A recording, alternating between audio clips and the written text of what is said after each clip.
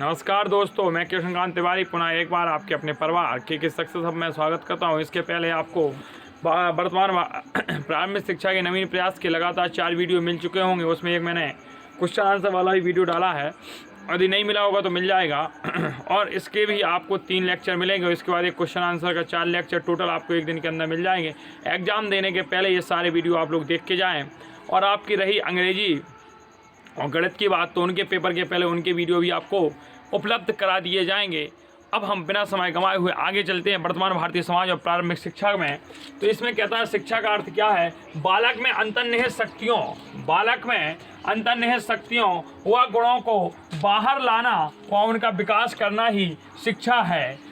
बालक में अंतर्निहित शक्तियों व गुणों को बाहर लाना ही व उनका विकास करना ही शिक्षा है। अरस्तु महोदय कहते हैं स्वस्थ शरीर में स्वस्थ मस्तिष्क का निर्माण करना ही शिक्षा है।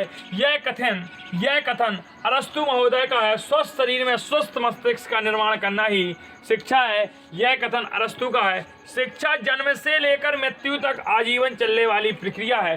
शिक्षा जन्म से लेकर मृत्यु तक आजीवन चलने वाली प्रक्रिया है। क्रो महोदय ने कहा है। शिक्षा व्यक्ति का पूर्ण विकास है, या कमेनियस ने कहा है। ये कुछ परिभाषाएं हैं दोस्तों, इनको याद कर लेना, या पेपर में लिखोगे तो अच्छे से अच्छे नंबर मिल सकते हैं और मिलेंगे। शिक्षा व्यक्तित्व का पूर्ण विकास है, टीपी नन ने कहा था। शिक्षा व्यक्तित्व का पूर्ण विकास है, ये टीपी नन ने कहा था। अच्छे चरित्र का निर्माण करना ही शिक्षा है।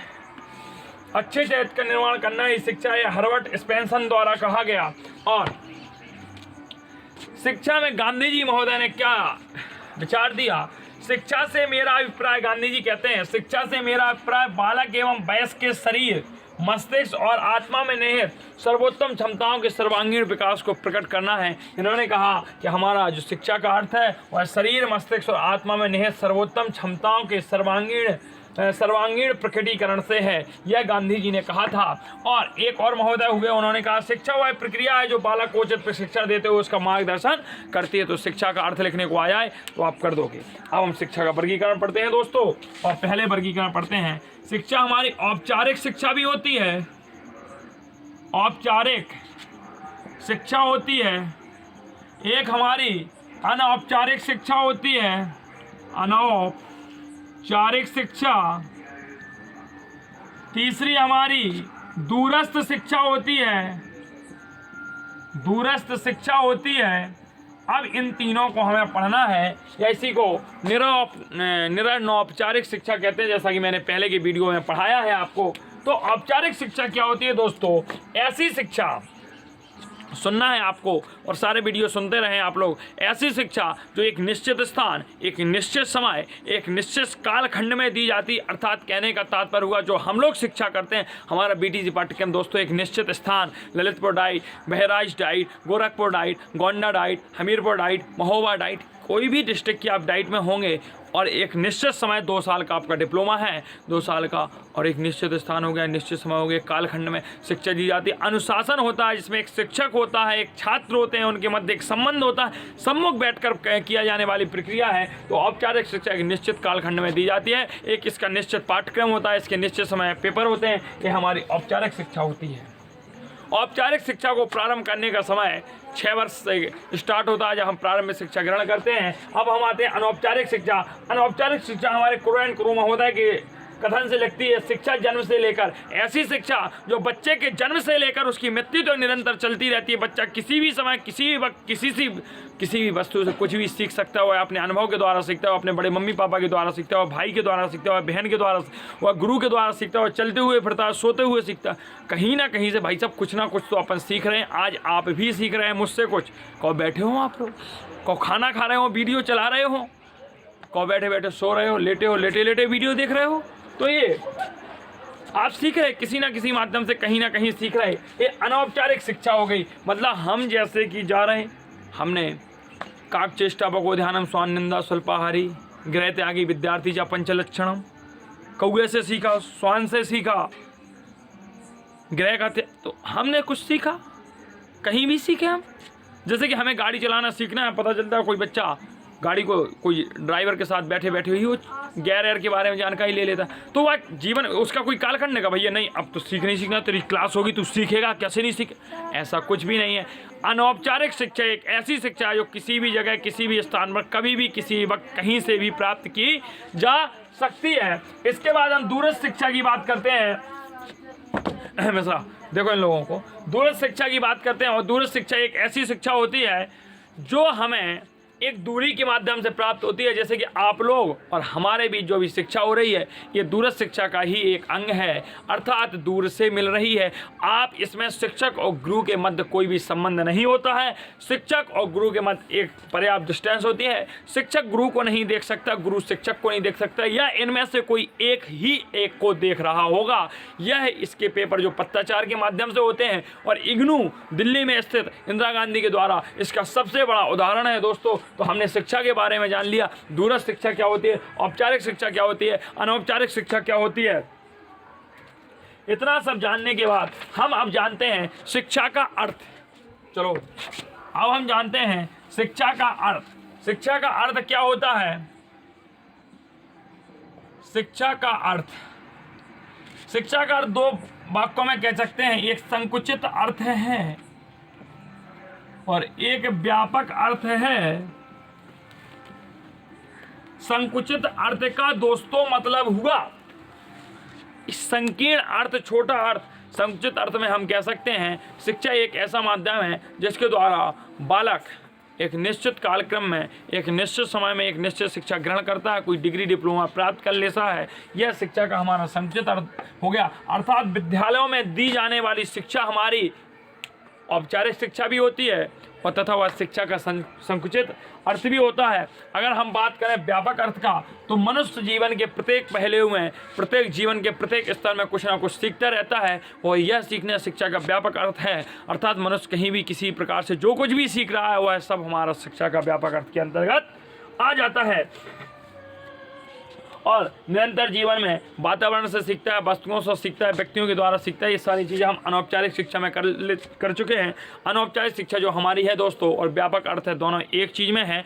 औपचारिक शिक्षा और संकुचित अर्थ का आप एक अर्थ मिला के परिभाषा लिख दीजिएगा, आपकी सरल हो जाएगी। और मैंने कहा था एक वीडियो आपको मैं मोटिवेशन का वीडियो दूंगा, इसके बाद मोटिवेशन वीडियो मिलेगा। शिक्षा एक द्विमुखी प्रक्रिया है। चलो इस पर बात करते हैं, इंपॉर्टेंट कर लेते हैं सर। शिक्षा एक द्विमुखी प्रक्रिया है, चलो देखते हैं इसमें। शिक्षा एक द्विमुखी प्रक्रिया है। द्विमुखी प्रक्रिया है, यह किसने कहा था? तो यह एडम्स महोदय ने कहा था। किसने कहा था? जेम्स एडम महोदय ने कहा था। जेम्स एडम, ठीक है, सॉरी एडम्स, जेम्स एडम्स महोदय ने कहा था। और बाइपोलर प्रोसेस, बाइपोलर, और शिक्षा एक त्रिमुखी प्रक्रिया है। शिक्षा एक त्रिमुखी प्रक्रिया है, त्रिमुखी प्रक्रिया है। यह हमारे जॉन डीवी महोदय ने कहा था। ये पूछ लिया जाता है कि शिक्षा एक द्विमुखी प्रक्रिया है, जेम्स एडम्स का समझाइए। तो जेम्स एडम्स ने कहा कि शिक्षक होगा और छात्र होगा, बस बोले यही तो शिक्षा है। बोले शिक्षा की द्विमुखी शिक्षा में दो पोलर होते हैं, दो ध्रुव होते हैं, एक शिक्षक और छात्र। क्योंकि जैसे ही जॉन डीवी महोदय आए, उन्होंने दोनों चीज़ों को अलग करते हुए कहा कि दोस्तों, उन्होंने कहा कि शिक्षा एक त्रिमुखी प्रक्रिया है। जॉन डीवी महोदय ने कैसे कहा? उन्होंने कहा भाई छात्र तो होता ही है, शिक्षक भी होता है, इन दोनों के बीच की कड़ी पाठ्यक्रम होता है। क्या होता है? पाठ्यक्रम होता है। इन दोनों को जोड़ने वाला कौन होता है? पाठ्यक्रम होता है। तो उन्होंने कहा शिक्षा एक त्रिमुखी प्रक्रिया है और पाठ्यक्रम के बिना कभी भी कोई भी शिक्षा पूर्ण नहीं हो सकती है, हमारे जॉन डीवी महोदय ने कहा। दोस्तों, हमने शिक्षा एक द्विमुखी प्रक्रिया है, शिक्षा एक त्रिमुखी प्रक्रिया है, इतनी चीज़ों को हमने समझ लिया। अब शिक्षा एक बहुआयामी प्रक्रिया है, बहुत से आयामों वाली है। अर्थात हम कह सकते हैं ये कोई कथन नहीं, हम कह सकते हैं सामाजिक शिक्षा होती है, आर्थिक शिक्षा होती है, नैतिक शिक्षा होती है, आर्थिक शिक्षा होती है, नैतिक शिक्षा होती है, मनोवैज्ञानिक शिक्षा होती है, समाजशास्त्री शिक्षा होती है। कितनी प्रकार की शिक्षा होती है, इसलिए इसको बहुआयामी शिक्षा कहते हैं। और अर्थ के आधार पर भी शिक्षा बहुअर्थीय शिक्षा होती है। शिक्षा का संकुचित अर्थ, शिक्षा का व्यापक अर्थ, शिक्षा का वास्तविक अर्थ, शिक्षा का व्युत्क्रमात्मक अर्थ, मतलब व्युत्क्रम से उत्पन्न हुए। इस प्रकार से अब हम दोस्तों यहाँ के बाद औपचारिक निरौपचारिक शिक्षा भी पढ़ लिया, दूरस्थ शिक्षा भी जान लिया। दूरस्थ शिक्षा की इतनी चीज़ों को हमने जान लिया। अब हम यहाँ से सीधा चलते हैं मध्यकालीन शिक्षा में, माफ कीजिए, अब हम चलते हैं गुरुकुल प्रणाली में।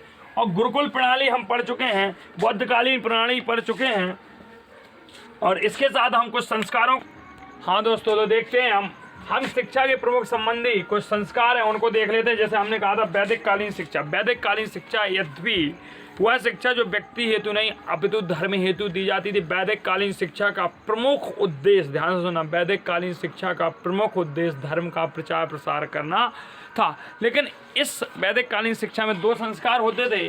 पहला होता था उपनयन संस्कार, या जिसे यज्ञोपवीत संस्कार कहते थे। दूसरा होता था समावर्तन संस्कार। दोनों संस्कारों को पढ़ते हैं, यही पूछे जाते हैं, और जो पूछे जाते हैं उसके बाद मैं आपको व्याख्या करूंगा। गुरुकुल में छात्रों के प्रवेश के समय उपनयन संस्कार होता था, और इसमें उपनयन शब्द का अर्थ होता था बच्चों को गुरु के समीप लाना। उपनयन का अर्थ होता था बच्चों को गुरु के समीप लाना। और उपनयन संस्कार के बाद द्विज ब्राह्मण कहलाता था, मतलब जो उपनयन संस्कार के बाद जो द्विज होता था वह ब्राह्मण कहलाता था। अर्थात कहने का तात्पर्य यह हुआ कि उसके दो जन्म होते थे, भौतिक एंड आध्यात्मिक, भौतिक और आध्यात्मिक होते थे। ब्राह्मण लोगों का 6 से 8 वर्ष में उपनयन संस्कार होता था, क्षत्रियों का 10 से 11 वर्ष में, और वैश्य वर्ग का 12 वर्ष में होता था। जबकि वैदिक कालीन में शूद्रों के लिए शिक्षा का कोई स्थान नहीं था। आगे हम बात करते हैं समापवर्तन संस्कार। वैदिक काल में शिक्षा समाप्त होने पर जब बच्चा पढ़ लेता था, मतलब ब्राह्मण बालक 12 वर्ष की शिक्षा ग्रहण कर लेता था, वेदों की शिक्षा, तो वापस घर को आगमन ही समापवर्तन का अर्थ होता था, या 20 वर्ष में होता था। और डॉक्टर अल्टेकर महोदय कहते हैं वैदिक युग से लेकर अब तक शिक्षा का जो कालक्रम रहा है उसका अभिप्राय है कि यह जीवन के विभिन्न क्षेत्रों में हमारा मार्गदर्शन आलोकित करती आई है।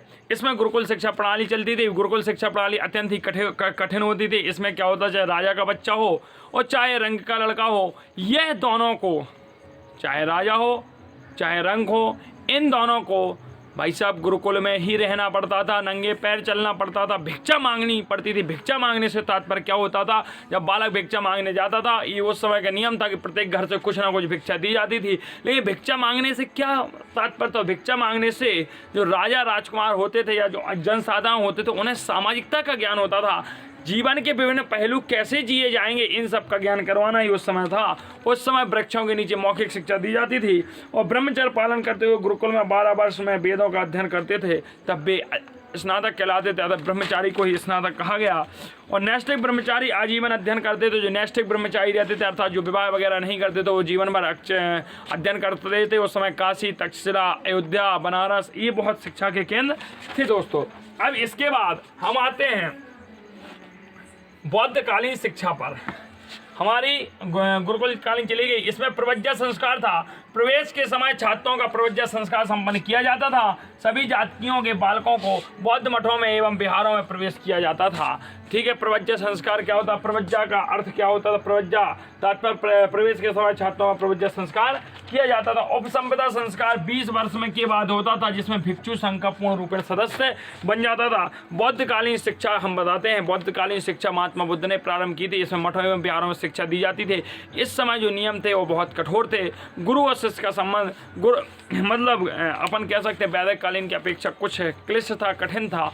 और बौद्धकालीन में पहले, ध्यान से सुना, बौद्धकालीन में पहले महिलाओं की शिक्षा की कोई व्यवस्था नहीं थी। बिहार और मठों में सिर्फ पुरुष करते थे। और इनमें भी शिक्षा के प्रवेश के कुछ मानक रखे गए थे। इनमें से कौन से लोग प्रवेश नहीं ले सकते थे, जो राज्य कर्मचारी हो वो प्रवेश नहीं ले सकते थे। राजा के यहाँ से भागा हुआ डंडी हो वो नहीं ले सकता था। किसी भी अंग कटा हो, छुआछूत की बीमारी हो, चोरी हो, चोर हो, डाकू हो या व्यभिचारी व्यक्ति हो, ऐसे लोग शिक्षा ग्रहण नहीं कर सकते थे दोस्तों। और इसके बाद कुछ समय बाद इनके बिहारों में, मठों में महिलाओं को शिक्षा देना प्रारंभ कर दिया। और जैसे ही महिलाओं को शिक्षा देना प्रारंभ किया तो इनमें पापाचार और भ्रष्टाचार बढ़ने लगा। जब सुप्तिका और पटचारा नामक की 2 भिक्षुणियाँ प्रवेश लेने आईं तो इन्होंने पापाचार भ्रष्टाचार का प्रमुख केंद्र बन गई और उस समय से महिलाओं की शिक्षा पर भी जोर दिया जाने लगा। और बौद्धकालीन शिक्षा के उद्देश्य क्या थे? तो मोक्ष की प्राप्ति करना, बौद्ध धर्म का प्रचार प्रसार करना, चरित्र का निर्माण, व्यक्तित्व का विकास, भावी जीवन हेतु तैयार करना, ये बौद्धकालीन शिक्षा के प्रमुख उद्देश्य थे। इसके बाद अब आते हैं दोस्तों मुगलकालीन शिक्षा पे। और मुगलकालीन शिक्षा में शिक्षा करने के लिए बिस्मिल्लाह रस्म करवाई जाती है। प्रवेश के समय बिस्मिल्लाह खानी की रस्म के बाद बालक अपनी शिक्षा का आरंभ करता है। 4 वर्ष 4 माह 4 दिन का होता है तो उसे प्रवेश के लिए मकतब में लाया जाता है। 4 वर्ष 4 माह 4 दिन के अंदर ही बिस्मिल्लाह संस्कार करवाया जाता है और बिस्मिल्लाह संस्कार होते ही उसे मकतब में भेज दिया जाता है। मकतब का तात्पर्य क्या होता है? मकतब का तात्पर्य होता है वह स्थान जहाँ पर बच्चा लिखना सीखता है, वह स्थान जहाँ पर बच्चा लिखना सीखता है। और इस शिक्षा का भी उद्देश्य दोस्तों हमारा क्या था? इस शिक्षा का उद्देश्य था मुगलकालीन संस्कृति का प्रचार प्रसार करना, मुगलकालीन संस्कृति को बढ़ावा देना और उसके साथ साथ इसमें गुरु शिष्य के संबंध बहुत कठिन थे और गुरु लात जूते घुसों की भी कर देता था दोस्तों। अब इसके बाद हम आते हैं, अनुशासन बहुत कठोर था और पर्याप्त सम्मान और आदर था, जबकि औरंगजेब इसका अपवाद था। अब हम आधुनिक शिक्षा की बात करते हैं। स्वतंत्रता के पूर्व आप पॉइंटों को सुनते जाएं और मैं लिखते जा रहा हूं, इसी के साथ आप नोट करें। स्वतंत्रता के पहले की शिक्षा, स्वतंत्रता के बाद की शिक्षा हम पढ़ा चुके हैं आपको। इसके पहले जितने वीडियो मिले उनमें सब में हमने स्वतंत्रता के बाद की मुदालियर आयोग, राधा कृष्णन आयोग, कोठारी आयोग, राष्ट्रीय शिक्षा नीति स्वतंत्रता के बाद थे। स्वतंत्रता के पहले भी हम बता चुके हैं। 1813 में भारत में आधुनिक शिक्षा की नींव जो है यूरोपीय ईसाइयों ने डाली। प्रारंभ में मद्रास में उनका कार्यक्षेत्र रहा, ये सब बता चुके हैं। आज्ञा पत्र बता चुके हैं, 1853 भी बता चुके हैं। संस्कृत फारसी और आवश्यक ज्ञान समझा गया। कुछ पॉइंट देख लेते हैं। 1800 और यहाँ हमने ये सारी आपको बता दिए हैं। मैकाले आयोग, जेम्स थॉमसन आयोग, सारी चीज़ें ये हम इसलिए नहीं पढ़ा रहे हैं कि आपको जो प्रारंभिक शिक्षा के नवीन प्रयास की वीडियो मिले उनमें हम सारी चीज़ें बता चुके हैं दोस्तों। अब इसके बाद हम सीधा कूद पढ़ते हैं शिक्षा में आदर्शवाद। क्योंकि मैंने आपको पहले ही कहा था जिसका सेकेंड पेपर मजबूत होगा शिक्षा में आदर्शवाद, वह है फर्स्ट पेपर में हीरो बन जाएगा। शिक्षा में आदर्शवाद तो आइडियम, आदर्शवाद सबसे प्राचीन विचारधारा है, सबसे प्राचीन विचारधारा है, प्राचीन विचारधारा है, यह मतलब सबसे प्राचीन विचारधारा है। और आदर्शवाद वह दर्शन है जो मन की प्रकृति को वास्तविक मानता है। आदर्शवाद का क्या है? यह है मन की प्रकृति को वास्तविक मानता है दोस्तों। मतलब यह जिस प्रकार से पैट्रिक महोदय कहते हैं, जिस प्रकार से भौतिकवादी पदार्थ को मानते हैं उसी प्रकार से आदर्शवादी मन को मानते हैं। ठीक है, जिस प्रकार भौतिकवादी पदार्थ में देखता है उसी प्रकार आदर्शवाद संसार का आधार मन में देखता है। जिस प्रकार भौतिकवादी कोई भी अपना केमिस्ट्री होगा और फिजिक्स वाला होगा, वैज्ञानिक होगा तो पदार्थ में ही सारा संसार ढूंढने की कोशिश करता है, उसी प्रकार आदर्शवादी किसी मनुष्य के मन में ही उसका संसार ढूंढने की आशा रखते हैं। और इसके साथ साथ हमारी जो पेज दीजिए। हाँ, अब हम दोस्तों इसमें कुछ आदर्शवाद में आपके मेन पॉइंटों को देखते हैं और थोड़ा आप देखें। और इसमें कुछ मेन पॉइंट है जो हम देख लें दोस्तों।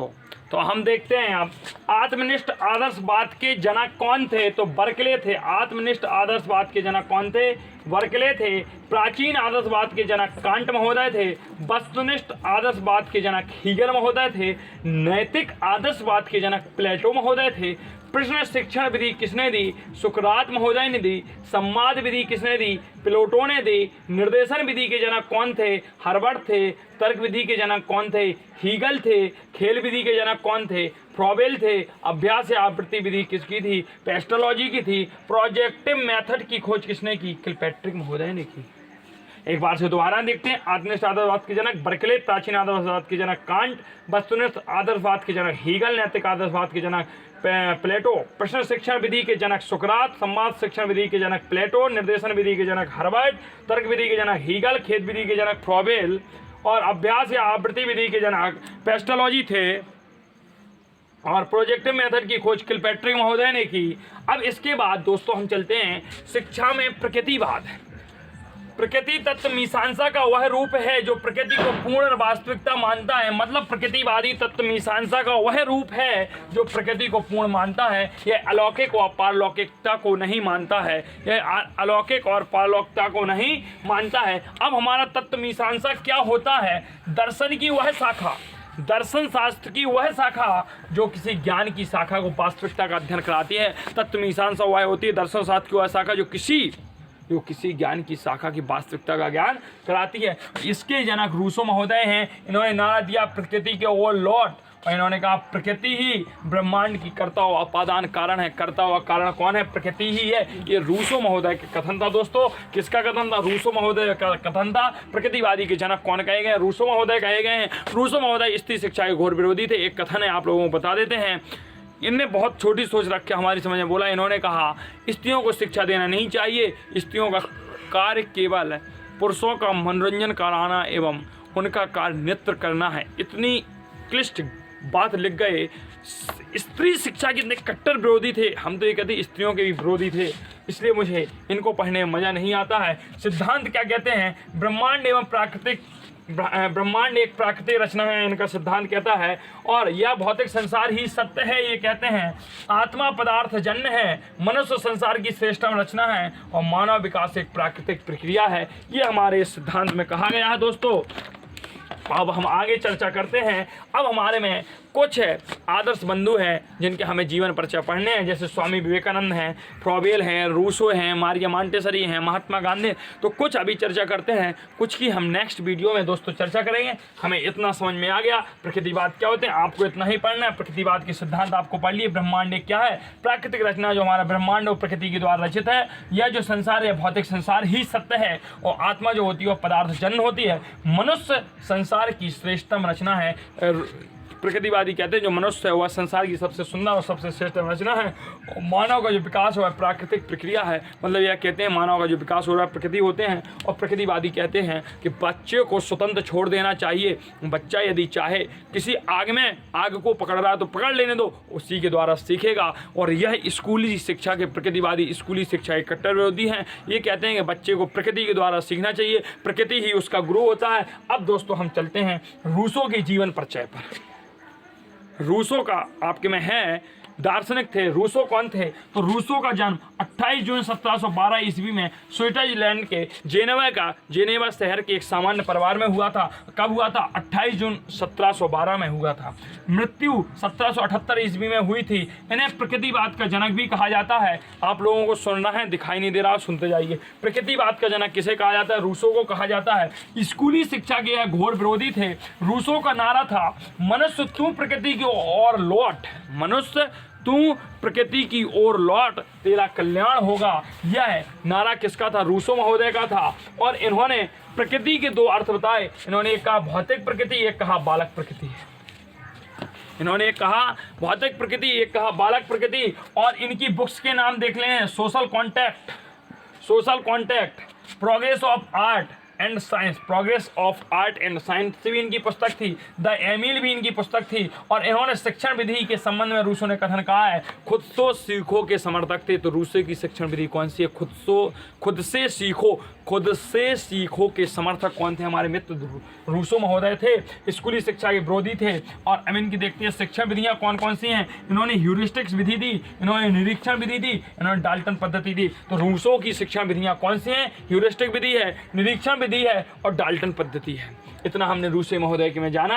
अब रूसो महोदय ने शिक्षा का अर्थ क्या बताया और इनके अनुसार शिक्षा के उद्देश्य क्या थे? शिक्षा का अर्थ क्या था? बालक को शिक्षा का केंद्र बिंदु माना। इन्होंने कहा भाई बच्चा ही शिक्षा का केंद्र बिंदु है, उसे हम स्वतंत्र छोड़ दें, उसे जो करना है, जैसा करना है, जहाँ करना है करने दें। इसके बाद इन्होंने दूसरा कहा कि व्यक्ति के अंतर्निहित शक्तियों की अभिव्यक्ति ही शिक्षा है। जो व्यक्ति के अंदर छुपी शक्तियाँ हैं वही अंतर्निहित शक्तियाँ ही व्यक्ति की क्या है दोस्तों? शिक्षा है। इसके बाद उद्देश्य क्या थे? इनके उद्देश्य थे पहला शिक्षा का उद्देश्य, भाई शिक्षा की जो उद्देश्य है उससे आनंद की प्राप्ति की जाए। और रस्का में इन्हें महान आदर्शवादी माना गया।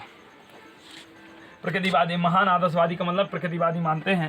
पाठ्यक्रम क्या था इनके अनुसार? इन्होंने कहा पाठ्यक्रम भाई जन्म से 5 वर्ष के लिए अलग होना चाहिए, 5 से 12 वर्ष के लिए अलग होना चाहिए, 12 से 15 वर्ष के अलग होना चाहिए। इन्होंने 3 वर्गों में विभक्त किया। स्त्री शिक्षा के कट्टर विरोधी थे। शारीरिक शिक्षा में बल दिया। हस्त कौशल का ज्ञान कराने के लिए भी इन्होंने बहुत अच्छी बात कही। अब इसके बाद हम फ्रॉबेल महोदय का भी जीवन परिचय कर लेते हैं। रूसो का हमने पढ़ लिया दोस्तों। इन सब के आपको PDF में आज ही पूरे पेपर्स मिल जाएंगे, आप पढ़ लेना। फ्रॉबेल के अनुसार देखते हैं फ्रॉबेल महोदय कौन थे। इनका जन्म 21 अप्रैल 1782 में हुआ, इनकी मृत्यु 21 जून 1852 में हुई। तो फ्रॉबेल महोदय का जन्म 21 अप्रैल 1782 में हुआ, मृत्यु 21 जून 1852 में हुई। पेस्टोलॉजी का यह शिष्य था, जर्मनी के प्रसिद्ध शिक्षा शास्त्री थे। इनकी बुक थी मनुष्य की शिक्षा। देखो इन शॉर्ट पढ़ रहे हैं, फ्रॉबेल कौन था, जर्मनी का प्रसिद्ध शिक्षा शास्त्री या पेस्टोलॉजी का शिष्य था, और मनुष्य की शिक्षा नामक इन्होंने पुस्तक ली। इनका जन्म 21 अप्रैल 1782 में हुआ था और इनकी मृत्यु 21 जून 1852 में हुई। दोस्तों हम इतना फ्रॉबेल को पढ़ चुके हैं। अब हम देखते हैं सन 1808 में वह पेस्टोलॉजी द्वारा स्थापित स्कूल में बर्डन में गया, जहां उसने अध्ययन अध्यापन कार्य किया। मतलब 1808 ईस्वी में इनका जन्म 1782 में हुआ, तो 82 80 और लगभग 30 साल का हो रहा था बच्चा, तब यह कहाँ गया, बर्डन के स्कूल में गया, जो इसके गुरु पेस्टोलॉजी ने स्थापन किया। उसने अध्ययन अध्यापन कार्य किया, मतलब पहले इसने खुद पढ़ा फिर वहीं पढ़ाने लगा। फ्रॉबेल ने ब्लैकबर्ग में एक विद्यालय खोला। ब्लैकबर्ग नाम एक स्थान है जहाँ पर इसने विद्यालय खोला, जिसका नाम किंडर गार्डन रखा। और किंटर गार्डन में इसने एक संज्ञा दी। जो कथन है, फ्रॉबेल ने कहा, फ्रॉबेल ने बालक को पौधा माना, फ्रॉबेल ने बालक को पौधा माना, स्कूल को बाग माना। इन्होंने कहा भाई बालक जो है वह पौधा है, स्कूल रूपी बाग का बालक एक पौधा है तथा शिक्षक उस बाग का माली है। मतलब इन्होंने शिक्षक को माली की संज्ञा दी, बालक को पौधे की संज्ञा दी और तथा बाग को स्कूल को बाग की संज्ञा दी। इन्होंने कहा स्कूल रूपी बाग में बालक रूपी पौधे का संरक्षण शिक्षक रूपी माली करेगा। मतलब शिक्षक कह दिया माली को, पौधा कह दिया बालक को और स्कूल कह दिया बाग को। ये इनका प्रमुख कथन था। दोस्तों फ्रॉबेल के अनुसार शिक्षक को एक निर्देशक, मित्र एवं पथ प्रदर्शक होना चाहिए। इन्होंने कहा भाई शिक्षक को नेता नहीं बनना चाहिए, इसको एक निर्देशक होना चाहिए, बच्चे का एक मित्र होना चाहिए। लेकिन कभी कभी क्या होता है, कोई बच्चा मित्र जैसे हैं हमारे शिक्षक हैं काफ़ी, उनके साथ यदि मित्रता का व्यवहार कर दो तो खोपड़िया में चले जाते हैं। तो इनने साथ बात सही कही है, मित्रतापूर्वक व्यवहार होना चाहिए। इनकी बात करते हैं, एक निर्देशक होना चाहिए, मित्र होना चाहिए एवं पथ प्रदर्शक भी होना चाहिए। इनको उद्देश्य क्या है, उद्देश्य के अनुसार बालक के व्यक्तित्व का पूर्ण विकास करना ही इनका मेन उद्देश्य है, और उत्तम चरित्र का निर्माण करना, आध्यात्मिक विकास करना और बालक का वातावरण एवं प्रकृति का एकीकरण स्थापित। इन्होंने कहा भाई बालक के व्यक्तित्व का पूर्ण विकास कीजिए, उत्तम चरित्र का निर्माण करना है, आध्यात्मिक विकास करना है, बालक का वातावरण एवं प्रकृति से एकीकरण करना है। अभी इसके बाद हमारे स्वामी विवेकानंद रह गए हैं दोस्तों। तो इन्होंने क्या कहा, बोले आध्यात्मिक विकास होना चाहिए, बालक के व्यक्तित्व का पूर्ण विकास हो, उत्तम चरित्र का निर्माण हो, बालक का वातावरण प्रकृति में एकीकरण स्थापित करना ही इनका उद्देश्य था। तो हमने शिक्षा में प्रकृतिवाद पढ़ा, हमने आदर्शवाद पढ़ा, हमने फ्रॉबेल को पढ़ा, हमने रूसो को पढ़ा। अब हम भारतीय दार्शनिक, मेरे आइडियल जिनको मैं मानता हूँ, जिनके पद चिन्हों पर चलता हूँ लगभग स्वामी विवेकानंद का जन्म 12 जनवरी 1863 को हुआ था। इनके जन्म के ही उपलक्ष्य में भारत में राष्ट्रीय युवा दिवस 12 जनवरी को मनाया जाता है। कोलकाता में हुआ था, एक कुलीन बंगाली परिवार में हुआ था। बचपन का नाम इनका नरेंद्र नाथ दत्त था। स्वामी विवेकानंद के बचपन का नाम नरेंद्र नाथ दत्त था। इनके पिता का नाम विश्वनाथ दत्त था, माता का नाम भुवनेश्वरी दत्त था। और तो ठीक है, 12 जनवरी 1863 में हुए। नरेंद्र नाथ के बचपन का नाम था, कोलकाता में पैदा हुए, एक कुलीन बंगाली परिवार था, विश्वनाथ दत्त और भुवनेश्वरी दत्त के माता पिता थे। इन्होंने रामकृष्ण मिशन की स्थापना की। इन्होंने किस मिशन की स्थापना की दोस्तों? रामकृष्ण मिशन की स्थापना की। इनके गुरु रामकृष्ण परमहंस थे। वहाँ से मेरा चेहरा नहीं दिख रहा होगा शायद आप लोगों को। इनके गुरु रामकृष्ण परमहंस थे। इनके अनुसार शिक्षा का अर्थ देखते हैं। स्वामी विवेकानंद ने शिक्षा को क्या कहा? शिक्षा का अर्थ मनुष्य में निहित शक्तियों का पूर्ण विकास है, ना कि नाम मात्र सूचनाओं का संग्रह करना। इन्होंने कहा शिक्षा का अर्थ मनुष्य में निहित शक्तियों से है, ना कि मनुष्य में निहित शक्तियों के पूर्ण विकास से है, ना कि नाम मात्र की सूचनाओं का संग्रह करना। इन्होंने कहा भाई मनुष्य के अंदर जो शक्तियाँ छिपी हैं उनका पूर्ण विकास करिए, ना कि उनकी सूचनाओं का संग्रह करना। तो शिक्षा के अर्थ का इन्होंने स्वामी विवेकानंद ने खुद दिया। शिक्षा का अर्थ मनुष्य में निहित शक्तियों का पूर्ण विकास है, ना कि नाम मात्र की सूचनाओं का संग्रह करना है। शिक्षा का उद्देश्य क्या है? बोले शारीरिक विकास करवाओ, बोले मानसिक व बौद्धिक विकास भी करवाओ, बोले पूर्णता को प्राप्त करना है, चरित्र निर्माण करना है, धार्मिक विकास करना है। ये सारी चीज़ें इन्होंने स्वामी विवेकानंद के लिए कहीं। स्वामी विवेकानंद का भी इस जीवन परिचय समाप्त होता है। दोस्तों आज हमने बहुत सा पोर्शन पढ़ लिया, शेष पोर्शन आपको अगले वीडियो 30 से 35 मिनट में मिल जाएगा, इस वीडियो के मिलने के 10-12 घंटे के अंदर, और कल आपका ये भी पोर्शन खत्म हो जाएगा। और जैसा कि मैंने पहले भी कहा है कि जो आपका इंग्लिश है और गणित है तो उनकी कोशिश करूंगा उनके पेपर सॉल्व करा के लाऊं आपके सामने। पेपर के 10-12 घंटे आपका जब एग्जाम होगा उसके पहले दे दूंगा, आप लोग देखिएगा। और ये दोनों पेपर जब आप देकर आएंगे तो ज़रूर कमेंट करना मेरे व्हाट्सएप नंबर पे। यदि अच्छा पेपर जाए तो अच्छी बातें लिखना, और यदि पेपर मेरे द्वारा पढ़ाया गया नहीं हो तो अपना फ्रस्ट्रेशन अपने बड़े भाई पर निकाल लेना। बहुत बहुत धन्यवाद आप सभी का। शुभ